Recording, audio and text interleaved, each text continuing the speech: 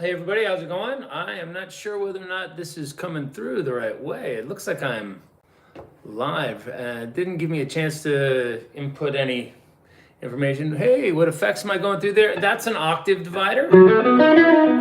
It's over here. Hang on a second. At least it's an approximation of one. I used to own a Mutron like clone, and it had that nice gritchy. You don't want an octave effect to be too perfect. That's one of the things I wanted to talk about. Is like everybody talks about how well something tracks. If it's perfect, then there's just not going to be any character to it. So this is kind of an interesting approximation of that. It has to have that slightly harsh metallic sound in my mind too. So yeah, it's the Kemper, yeah. So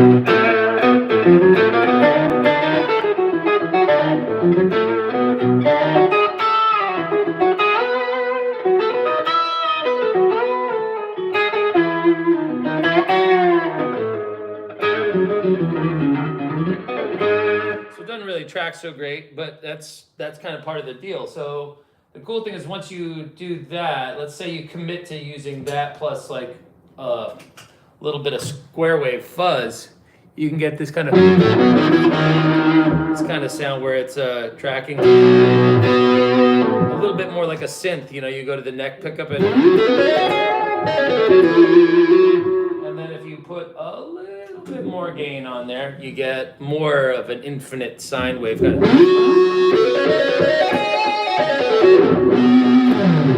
So you end up with that kind of.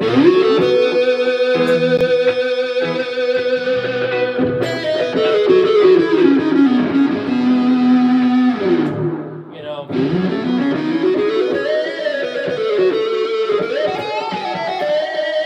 You can bring in more high end if you want.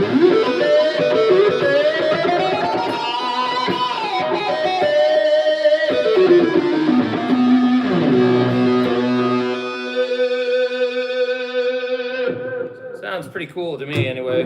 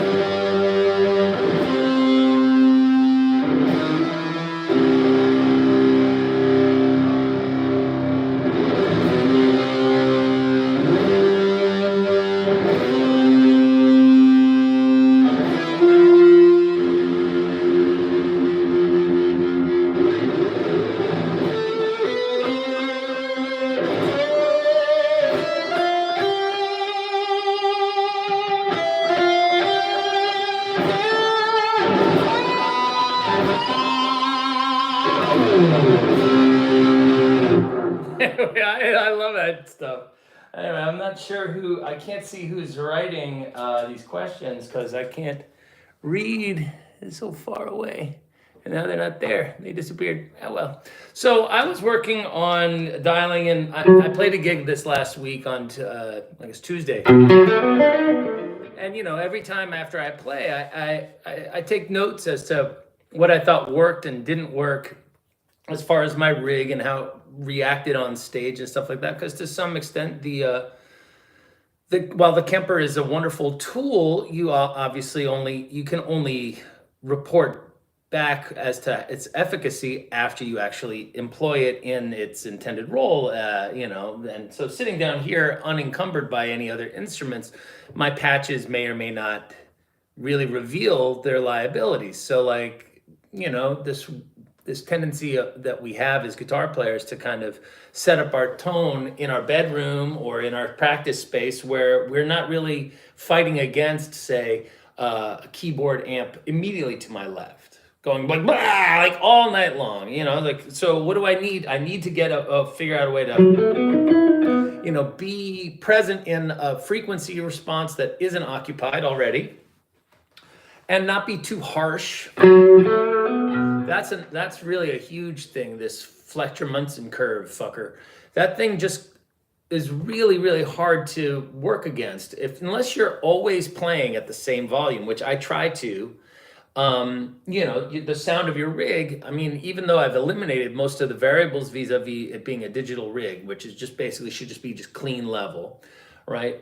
It still has to interact with the space, and like sometimes the space underneath the stage is hollow, so like bass will go bonkers. It won't be mine, it might be the actual upright, well, not upright, but like an electric bass. It definitely can form what they call a standing wave.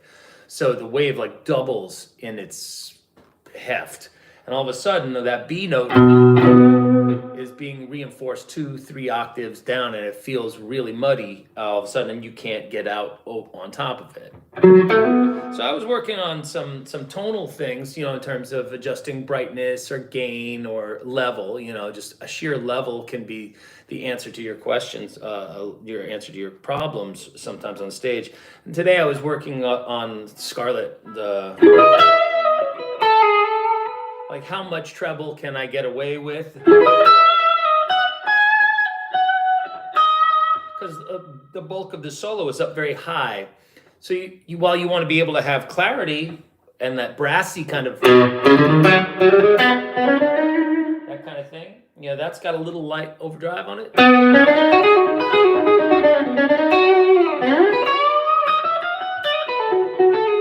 You don't want to rip people's heads off.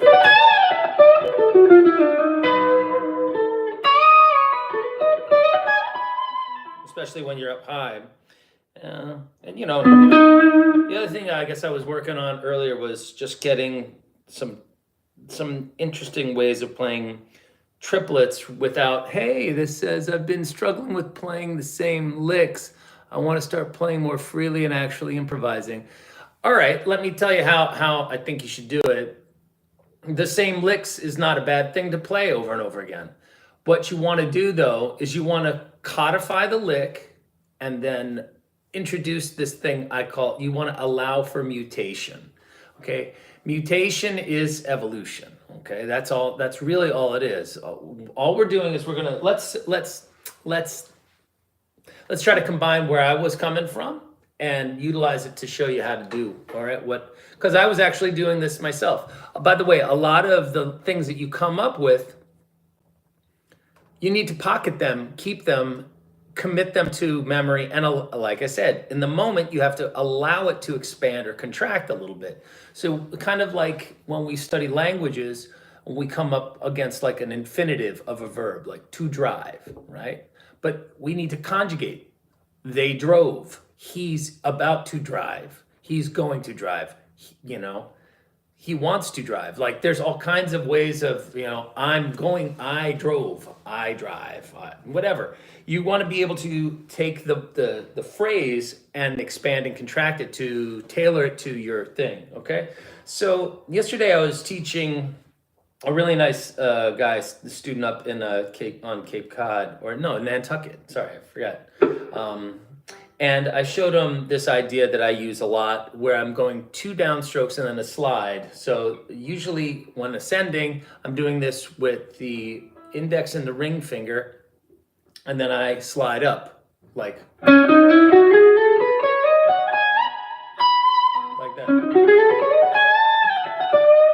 That kind of move.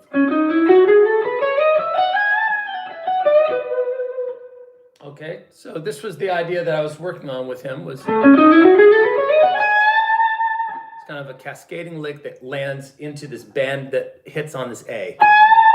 All right, and the way this is grouped, we need to hear, like, what am I doing, right? And that way you can see the size of your Tetris piece and see whether or not it's gonna fit in the slot that's available. And if not, you need to kind of reverse engineer where you start your line to make sure you land on the 1 or whatever you're targeting for, all right? But we're going and 1, 2, 3, and 1, 2, 3, 1, 2, 3, 1, 2, 3, 1, 2, 3, 1. So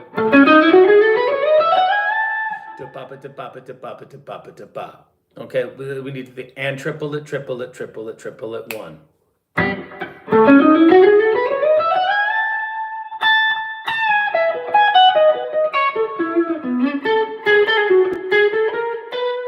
Something like that. Okay, so let's put it into the Scarlet.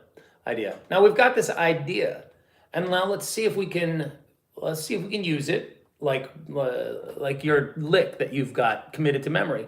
But now let's allow for it to mutate. Let's look for maybe using the same cadence or pattern of notes, but starting on a different note. Okay, something that might be, maybe a little bit more interesting, or maybe more inside. We'll have to take a look. Okay, let's start it at the top here.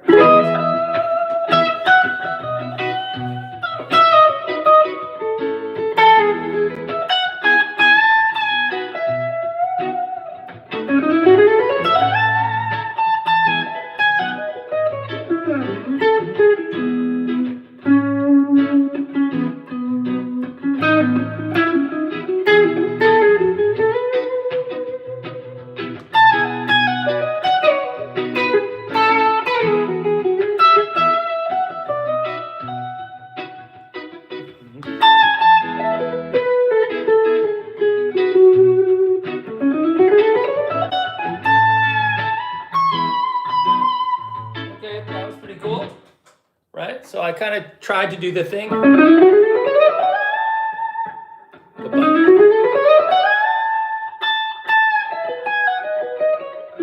That was the idea I was trying to work, but I ended up going.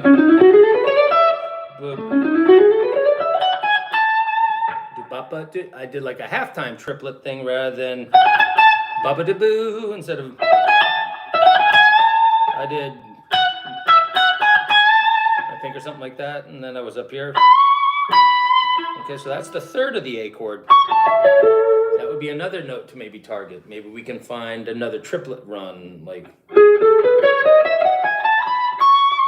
Okay, you can use that on the to bridge the gap into that B section of Scarlet. 3, 4.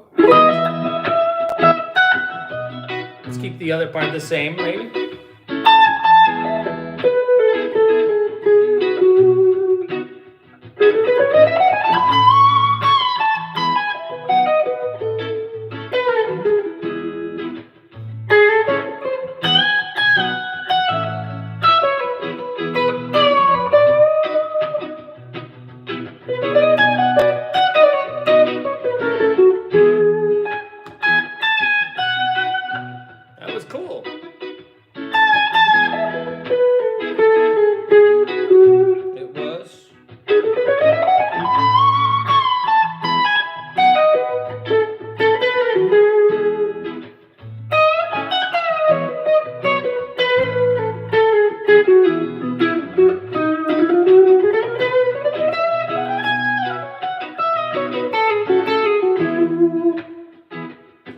So that's kind of how I find new ideas. Is I'll take an old idea, okay, and triple it, triple it, triple it, and then bring it to a new area and triple it, triple it, triple it. Ba-da-ba-da-ba-ba-da-ba.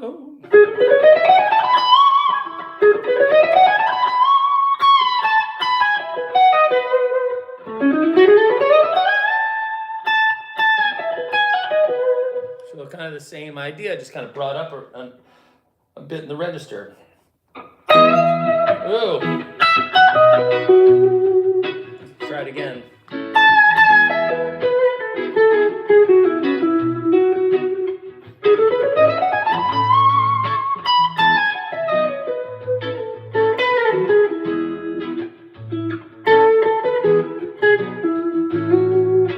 Wait again, try it again. Get that looper going, just keep doing the reps. Boom, boom, boom. 1, 2, 3, and...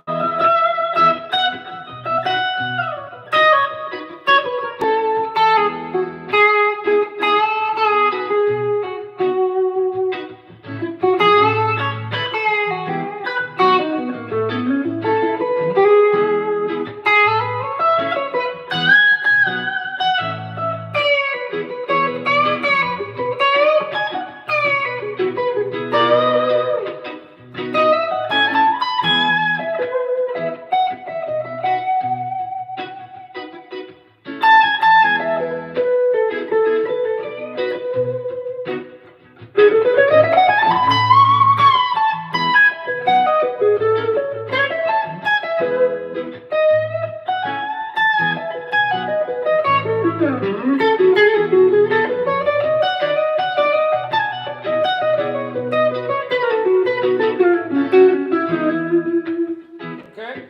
so that's my suggestion to you. I can't remember who actually wrote that. Let's see what's going on here. Maybe I can see my live stream. I'm not sure. I am still such an idiot when it comes to tech. I can't ever seem to figure this shit out. So let's see what's going on here. Let's go to my own channel and see whether or not, yeah, it says there's 9 people watching this. So let's see what's going on. I got a lesson coming up here in 45 minutes. I figured we could talk. Okay, I've been struggling with, so Wesley, that was you saying struggling to play the same licks here. All right, thank you for the kind words regarding the Wesley.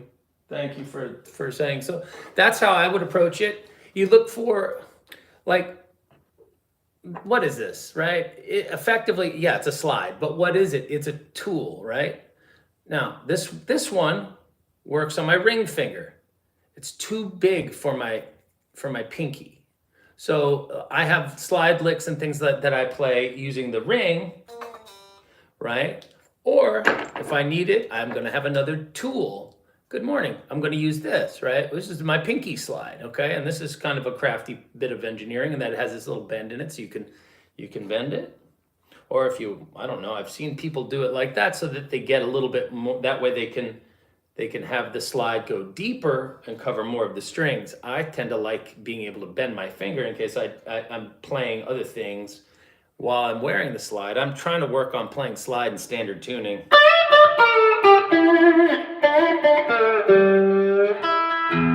I'm not good. Let's just put it that way. You're not gonna hear that anytime soon. I have to warn you.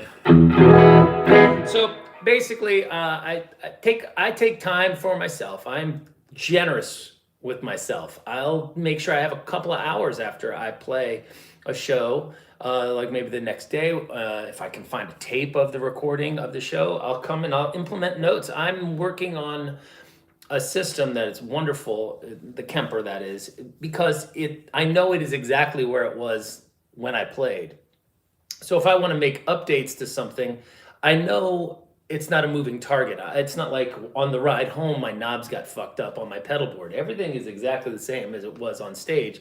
So when I go, I remember I was too loud there, or I didn't come in loud enough on the solo on that thing. I need the boost to be hotter, or geez, I could have used more treble, or when I switch to that guitar, it sounds like it needs more mid-range.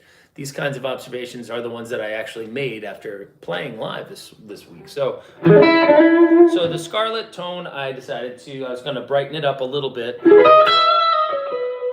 but primarily make it louder. I needed it to be louder so I could play, believe it or not, I needed it to be louder so I could play quieter, which is an odd thing, right?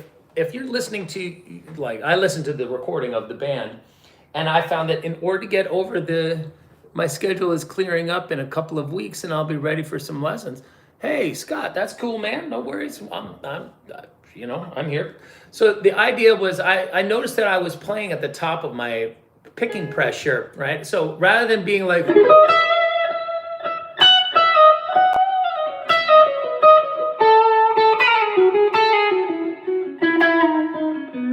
right, being kind of gentle and having punch left in the sound. So if I want to create accents that kind of beam out, right? That's a great sound.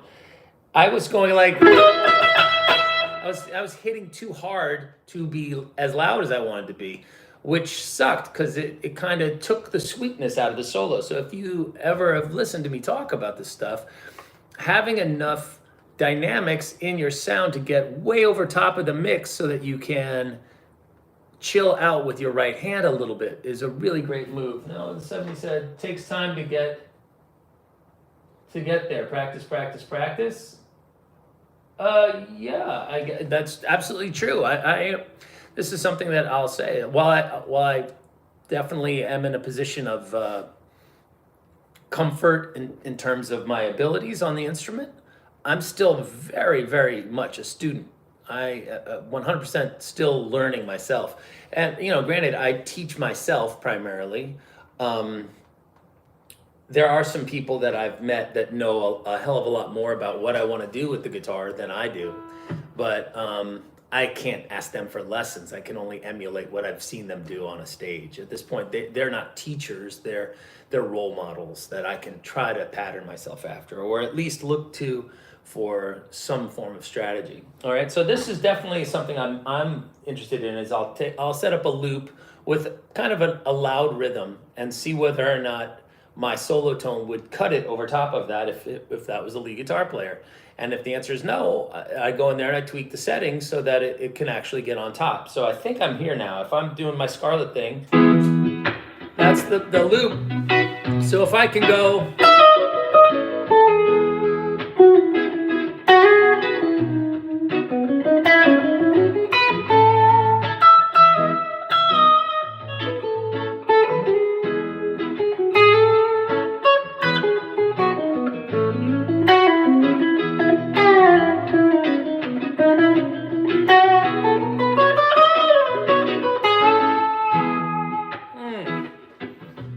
So much more expressive than having to shout every note by smashing it. You can't...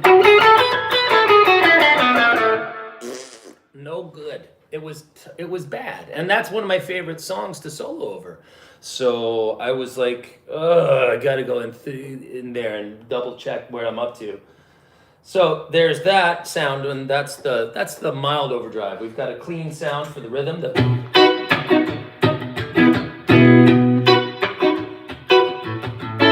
Then pushed, the one that you just heard there, which is that. And you'll notice the high end actually comes down. It's more mid-range than thick, because I know I'm going to be hitting the strings periodically very loud. But I want some of that brassy.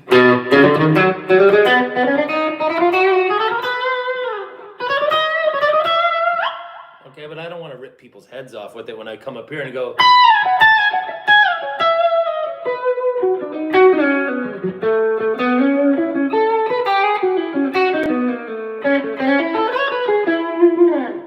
You know, definitely a fun sound to manipulate because there's some headroom now, much improved. Then I separated the octave divider so I could do the kind of nice sound that I'm hearing on the Cornell stuff where he's playing through the octave divider on for the solo in Fire. He's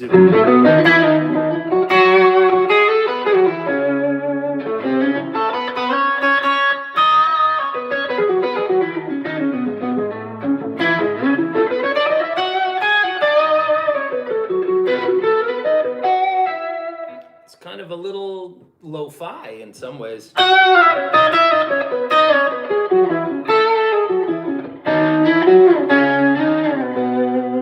And then, last but not least, having a fuzz with a little bit more delay on it from when things get spacey. That is something I love to have. Now you'll notice that the fuzz is set dark. Go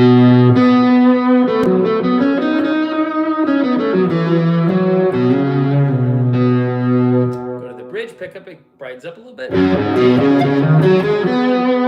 But as that sound gets louder, right now we're at conversation levels. As that sound gets louder, the high end becomes very apparent. But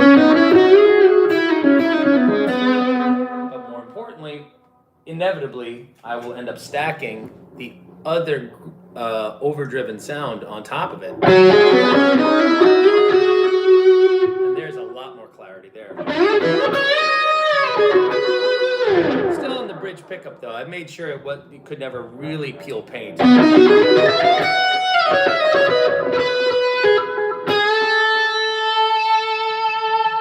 Who doesn't like a little feedback? Man, it's so nice. So if we get the level up a little bit, and if I stood where I would be when I'm playing, it probably will go. That's good. That's very good sustain for playing live.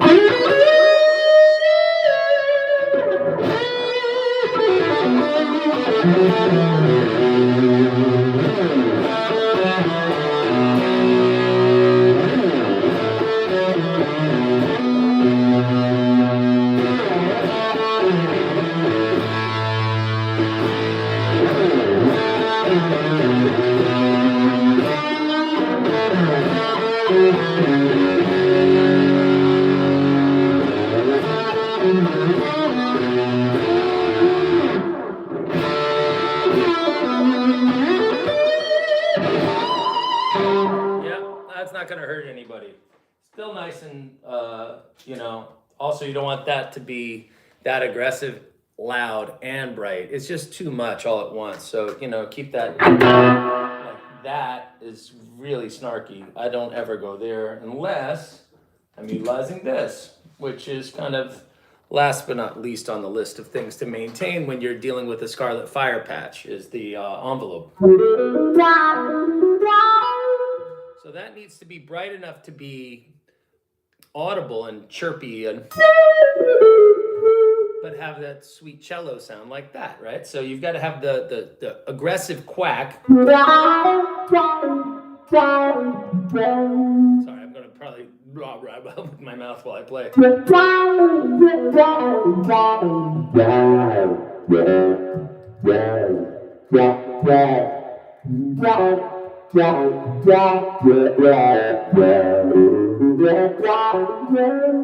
You want to have the...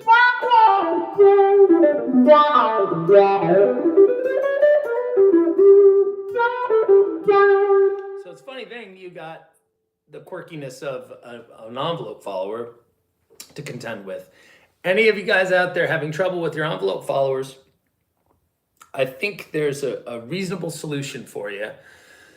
You know, the trick is obviously that you've got different dynamic response out of each string, right? So, and different registers on the instrument.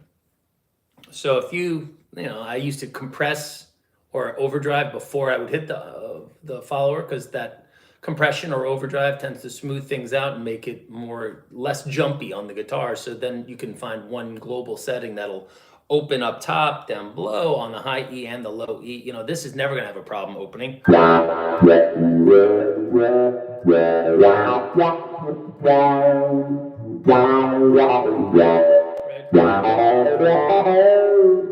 Right? That's always going to be easy. You're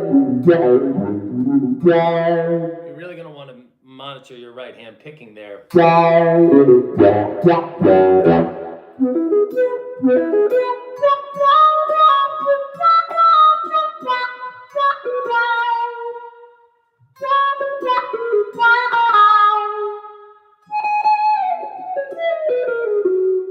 I like that cello-y sound, that kind of muted quite a bit too. So I want to make sure that I can have access to both those things. So I kind of have the option of having the high E a little muted. But if you do that on the B and then, or on the B string, and then you get a little bit more punch out of the thicker strings. So in particular, the B string substituting for the E string is great. So if I was to play in the key of E, something like this,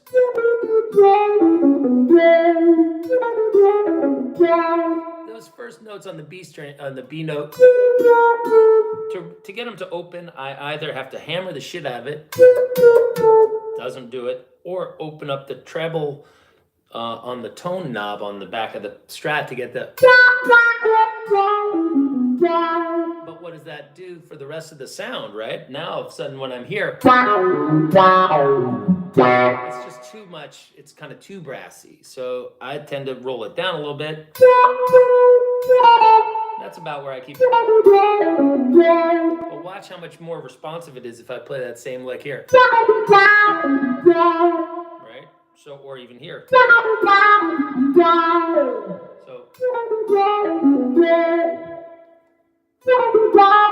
pretty cool and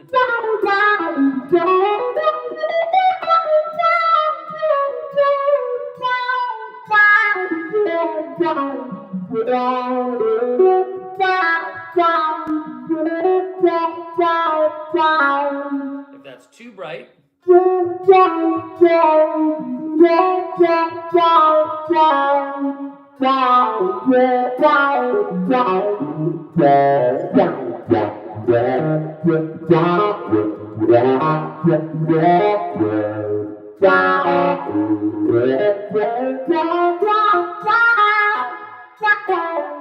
anyway, beautiful thing to have to coordinate everything at once. But now that it's all there, I can pretty much just store that and be done.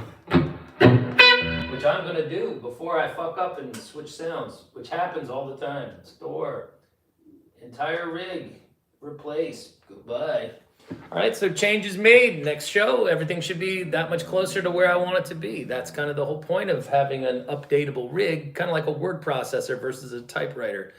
I remember in high school having to type essays 2-3 times. Fuck, that was awful, right? Because you make revisions and I got to type out my new draft, as opposed to the first draft is this evolutionary process that keeps getting better and better and better. And in a way, you kind of there is a lack of commitment to the digital side of things, right? That you aren't kind of forced to contend with whatever you chose, that you can always kind of save or whatever.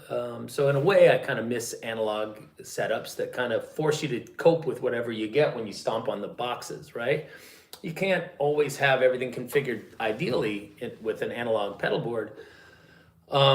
I mean, I found that I couldn't anyway. I couldn't have every song be, have the tap tempo, everything all sweet, different types of delays, different amounts of reverb. Like when I play Big River, I have a much drier sound than when I do something where like Black Peter, for example. So I'm constantly varying the length of the reverb, even if that reverb is modulated or not, or maybe even pre-delayed before the reverb comes out. Am I using compression? Like, there's just so many fucking choices to have to make, or that I can make now. In a way, I guess there can be an option paralysis with this kind of setup, but it is pretty cool. I gotta say that of the 3 or 4 students I have that have made the jump to the Kemper, nobody's been disappointed, and it really. It's a nice middle ground between the menu diving of the Axe FX, which is a great unit, don't get me wrong, but it's kind of deep, and the Helix, which I don't think sounds as good, but has a much easier user interface. I mean, at least on the unit itself. There is this rig manager thing that you can pull up on your computer, but I'm not really that guy. I don't do that. And all of my students that have the Kemper, they do use that. But I don't utilize it because I'm an old fart. But I'm an analog man trying to break into this digital world here.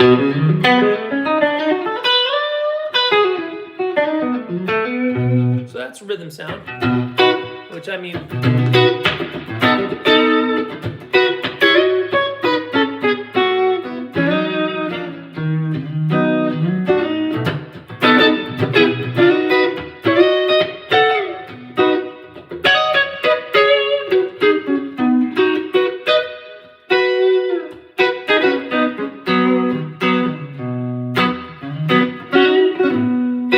sounds nice to me. Then that's about it. So anybody got any questions or anything going on in their minds that, hey, Jeffrey, thanks for the peace sign and the guitar and the happy cowboy. That's cool. Amen. Takes time to get there. Practice, practice, practice. I agree with you, Frankenstein. Like I said, I am omni-practicing.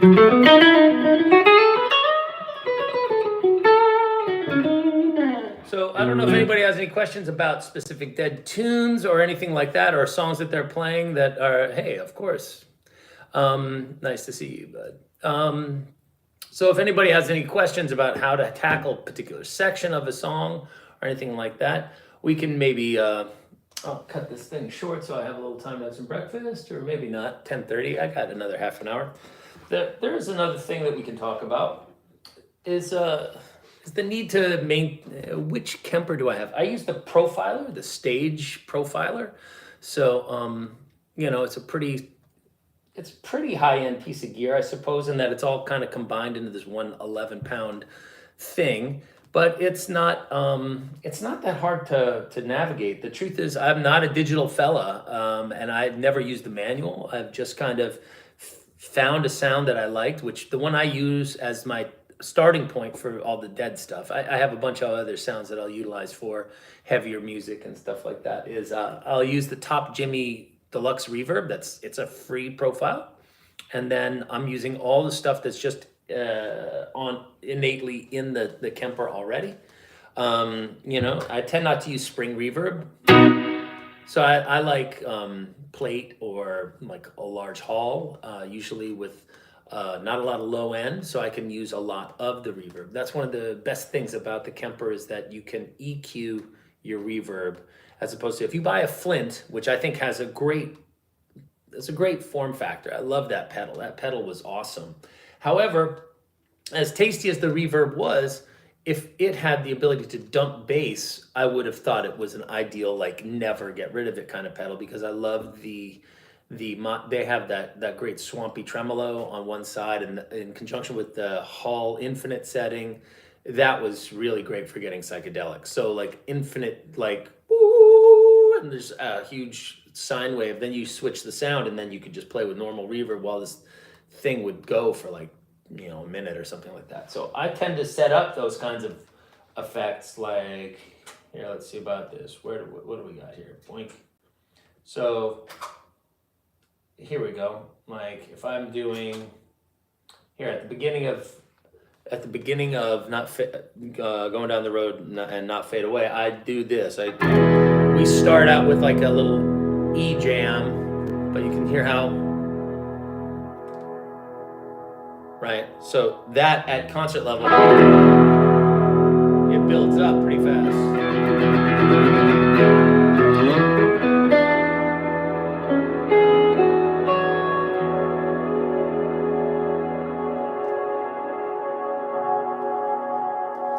I can turn it off and then play over top of it.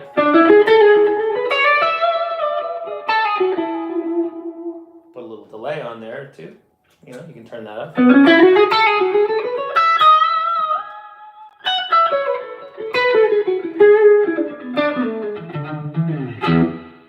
And then more gain if you want for the more like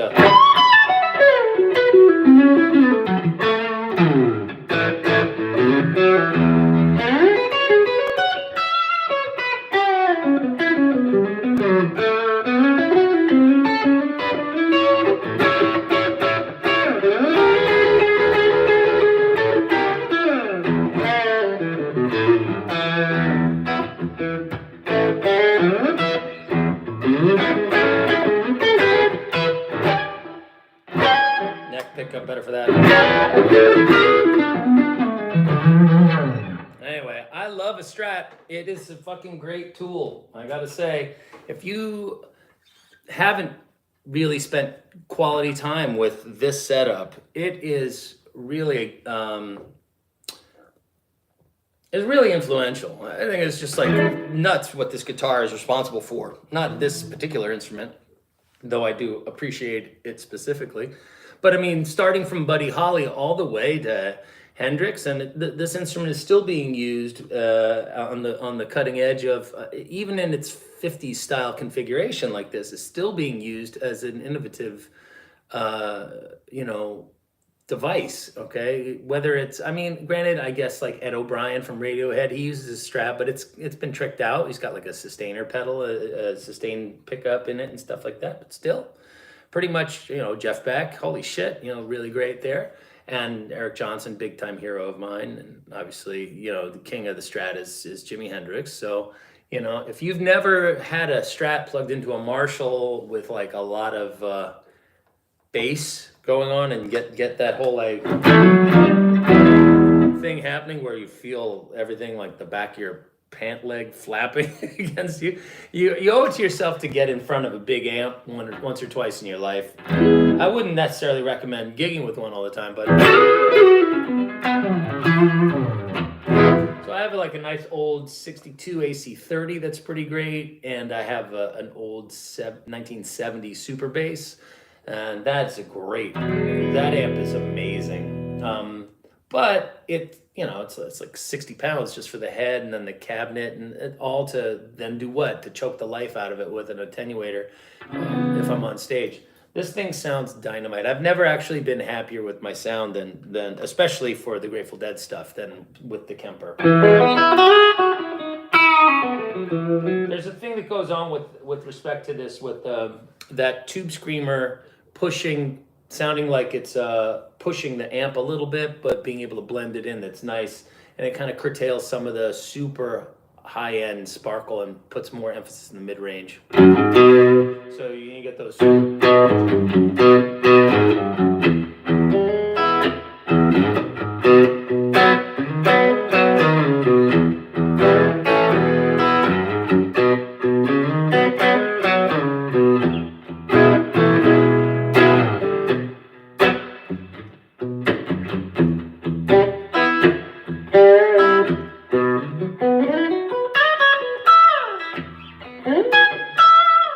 I don't know, it sounds so cute and chirpy.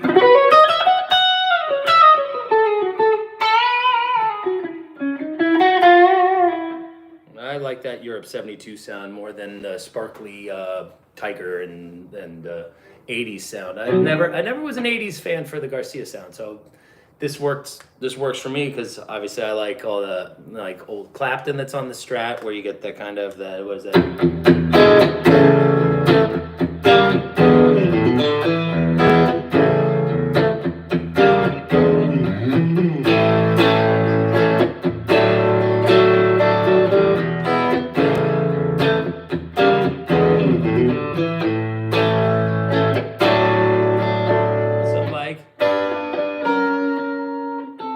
Something like that.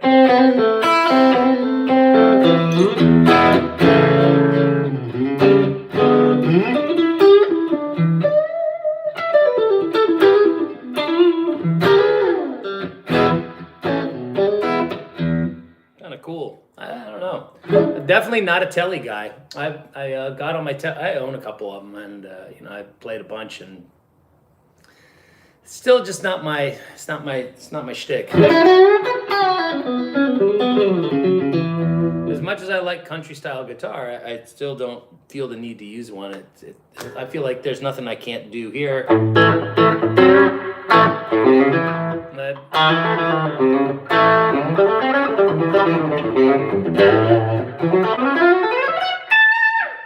It's fast enough to be able to get around. It's not like the telly can play faster. And basically it's the same thing, a single coil on the bridge. If I want it to be too bright like my telly, I can obviously do that, but I tend to dial back the tone on the treble pickup there.